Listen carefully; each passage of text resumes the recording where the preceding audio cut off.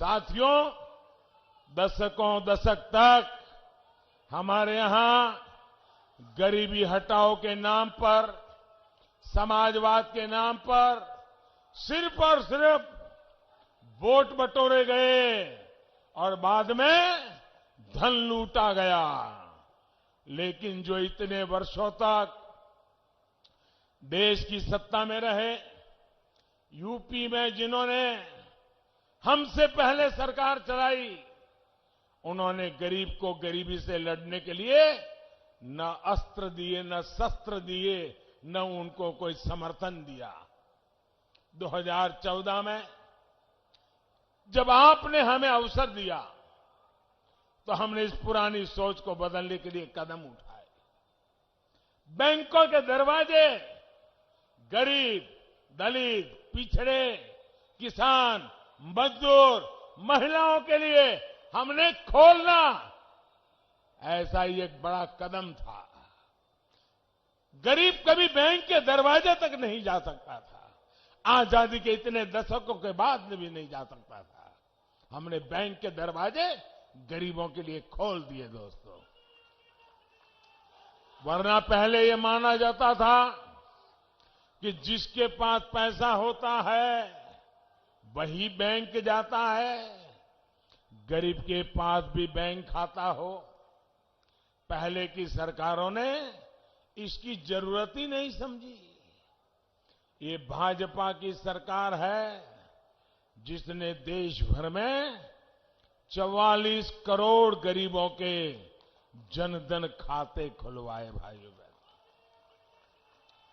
और इन जनधन खातों की ताकत देखिए। ये मेरा घोर विरोध करने वालों ने आंख बंद करके उस समय जनधन खाते का भी विरोध किया था। उसकी भी मजाक उड़ाई थी। बोले लोगों के पास पैसे नहीं है, खाते खुल करके क्या करेंगे, ये जनधन खाता तो ड्रामा है, ऐसे ही बैंक के कागज खराब कर रहे हैं, ऐसी ऐसी बातें बोली थी। लेकिन जनधन खातों की ताकत देखिए साथियों।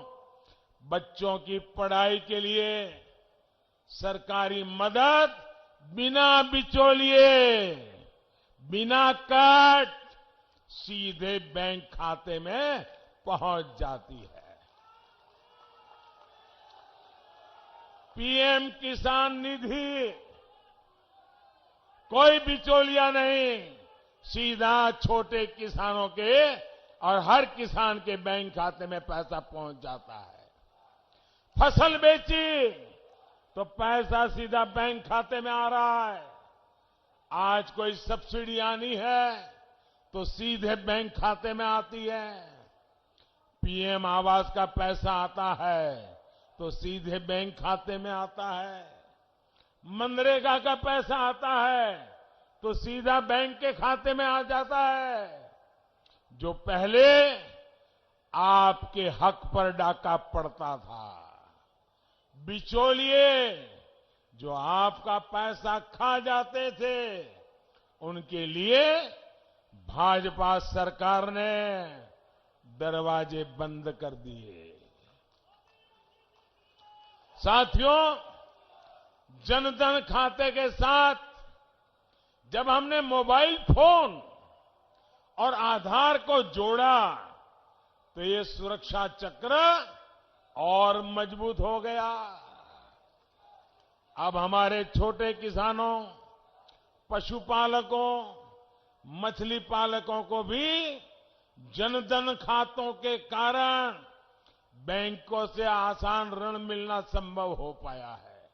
आपको पता होगा, हमारे देश के एक प्रधानमंत्री सार्वजनिक रूप से बोले थे।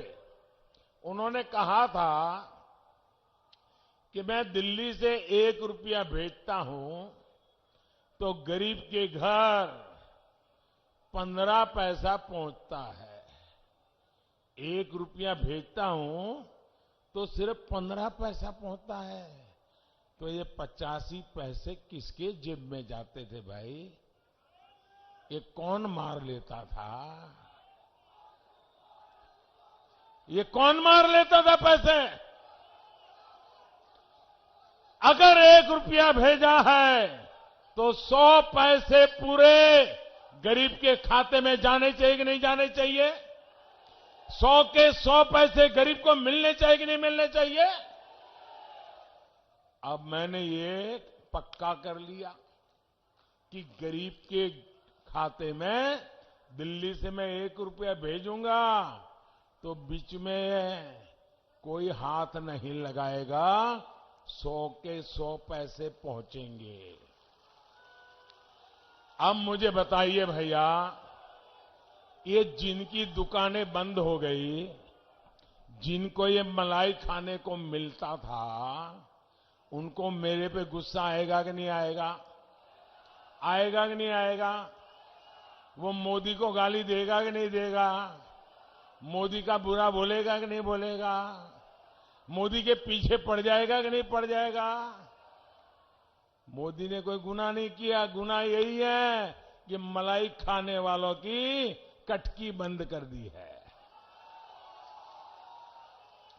आप मुझे बताइए, मैंने सही किया कि गलत किया? सही किया कि गलत किया? ये करना चाहिए था कि नहीं करना चाहिए था?